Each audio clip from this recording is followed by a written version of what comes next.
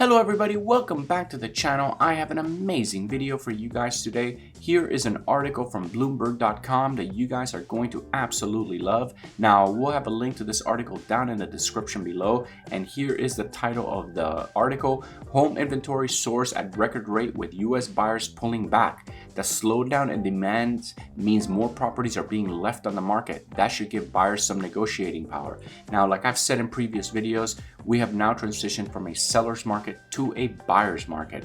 And what does this really mean? This means that now buyers are calling the shots. You know, last year there was very few, the inventory was very low. We had a lot of buyers, and that was a result of record low interest rates and a lot of people really taking advantage of the situation. And also corporations jumping in there too, competing with regular families. So basically that ended up creating a scenario that because we had low inventory, it shot the prices way high, right? And now we have a problem where, you know, prices have gone so high that the communities themselves can't afford to live there. Now, you gotta see a scenario where a lot of people with the means, with a lot of money, they got into the property business because it's a great hedge against inflation. They saw inflation happen last year.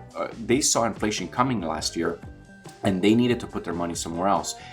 And these people really did take advantage of the situation. Now, here's the problem, is that the prices went up so high that now we are being priced out of our communities, and that is not sustainable. And that, to me, at the end of the day, is the number one thing that I look at. Like, can salaries from those neighborhoods afford the homes in those neighborhoods, right? And when that is off, when those charts are off, that is a clear indication that the housing market is way too hot and it needs to come down, because that's the way we need to create balance in the market, right? And the market loves balance. And when we have these situations where there is no balance, because, you know, that's what happens when basically you give people free money, right?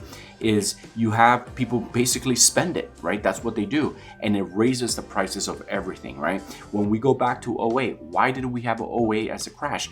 That's because the banks were lending out money to people that weren't really qualified. Again, making a situation where they were handing out way too much money to people. And whenever there was a slight bump on the economy, and a few people basically, in 08 it was a little bit different because there was ARM loans, and a lot of the banks were doing, funky financing and just really lending money out as much as possible to people. And they gave them these adjustable rate mortgages. And what ended up happening is, for the first few years, these people had a great interest rate. They could pay everything and they could afford the mortgage. But then once those other once the rate changed and suddenly their mortgage doubled, right? Then you saw them basically weren't able to afford the mortgage, and they ended up foreclosing, and that created a huge inventory. And on top of that, there was a lot of mortgages that were being packaged in home mortgage-backed securities and then being sold in the stock market. And when people stopped paying the mortgage, basically those stocks started going down in price, and it brought down the stock market. It created a huge amount of oversupply in the market, and that brought the houses crashing down. Now, are we seeing that today? Not right now, not at this moment. Why? Because the supply is still fairly tight. The problem is that because we have inflation, because we have fears of a recession, and we have fairly higher rates than we had a year ago, the slowdown is here. Now, can the slowdown trigger into something worse? Well, in my personal opinion, I do believe that yes, it can. Now, let me just tell you something about homes sitting on the market longer and longer.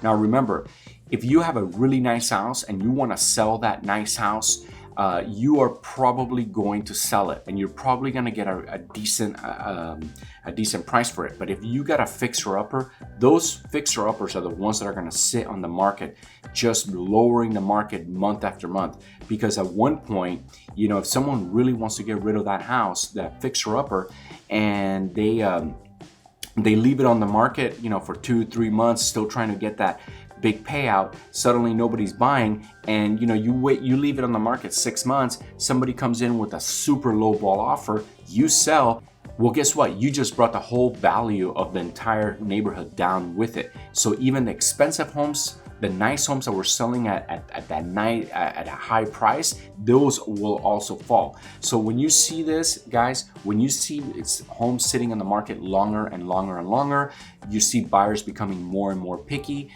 That's when we're gonna start to see a little bit of the crack in the housing market. I mean, we are already seeing the crack. If we jump over to the Redfin weekly housing data, well, here are off the market in 2 weeks. So back in the days in 2021, you know, houses were moving super fast, and now you could see that decline. Now this is 2019 levels. This is that more normal levels. This is what we need to get back to. We're still fairly elevated from that, but I guarantee you that we're going to go definitely back to 2019 levels. And I'm talking across the board. Like if you look at the median sale price right now, the median sale price has been going down, but again, we're still very far from the 2019 levels. This is blue line is 2019, red line is 2020, and orange line is 2021. So I definitely believe that we have passed the peak. This was the peak right here, and now we're heading down towards levels of 2019. Now it's going to hurt. A lot of people are going to get hurt. Anybody who bought from 2019 to 2022 is going to possibly, you know, lose money on their property. Now, what can happen? You know, the only monkey wrench that I'm going to throw at this is inflation. Okay, if inflation keeps going up, okay, we are going to see the houses stay, because remember, that's literally what it means, what inflation means. What inflation ultimately means is that there's too much money on the market and everything becomes more expensive. That means, you know, employees end up making a little bit more money, the cost of goods costs more money, everything costs more money. So if we can't get inflation under control, then we are going to see the prices stay elevated. Now, in order to get inflation under control, yes, we are probably gonna have some hard times, because like I said, we gotta suck money out of the economy, and in the process, the home prices will come down. But yes, it is going to be very painful, okay? You know, when homes rise from 278 to 383, 300, basically from 275 to almost 400,000 in a year, in 2 years, that's a problem. That is a huge red flag for the market. So you gotta take that into account. And if you're looking to sell, you know, like I've said in previous videos, if you want to get top dollar for your property, this is probably the time to list your house, because we're going into winter, which always slows down the housing market. And you know, by the time we come out of this, you know, like by next spring, home prices might be considerably down. So to anybody who, if you have a fixer-upper though, that's a tough gamble, because, you know, depending on what shape your house is, I mean, it might sit there. Remember, contractors that buy fixer-uppers to turn around and flip, they're trying to get it for dirt cheap, and they rather let it sit, and they'll throw some crazy lowball offers at you, you know, to try to get you to sell. So be careful, you know, if you got a fixer upper. Now, if your house has like nice kitchen, nice floors, you know, it looks nice, it's presentable, and it's in a nice neighborhood, yeah, you're gonna have no problem selling the house. But again, your window is getting shorter and shorter. If you would have sold, you know, just a few months ago, you would have had almost $400,000 for your house, and now has dropped down $20,000 to $380,000. So think about that. It dropped $20,000 in just a few months. Now, if we wait, right? If we sit there and wait for like next year, this number could be way down here. You might have lost 100,000 in possible equity, right? So, you know, I do believe putting your house on the market, you know, now is probably a good decision if you were thinking of selling. Now, if you're thinking of buying, it's a completely different situation for you, right? If you're thinking of buying, I would just say relax, sit back, enjoy, and let the prices come down. You know, use this time to save more money for your down payment. Use this time to, you know, line up all your ducks, because it's gonna be good. It's gonna be good for you. It's just you have to wait. I would not tell, if anybody's buying right now, I would say you're crazy because prices are coming down. So that means if you buy a house right now for 381, 380, you know what, in 2 months it could be worth 360. And that sucks because now you're paying a mortgage with a high interest rate on 380 when your neighbor just bought the same exact house for 360 or 350, right? So now you're paying an extra $30,000 more than your neighbor, and that sucks. And people hate that. And when people start seeing that their house is underwater, guess what they do? They walk away. They stop paying the mortgage because nobody's gonna. You're basically throwing away money, right?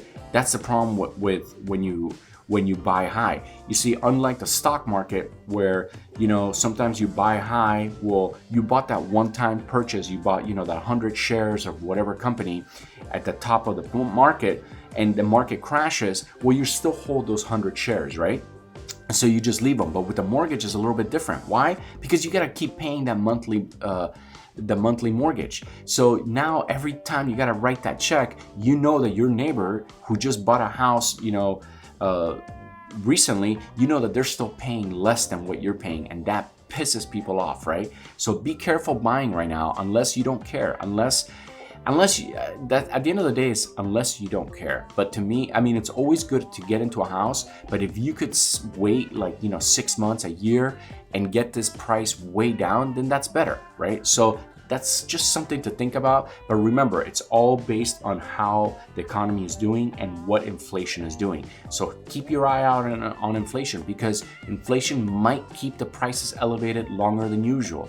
So that's why I'm saying maybe a year, maybe two, but you gotta, you know, do a little bit of research. Remember, buying a house is a huge investment, but definitely hold on and just relax if you're a buyer.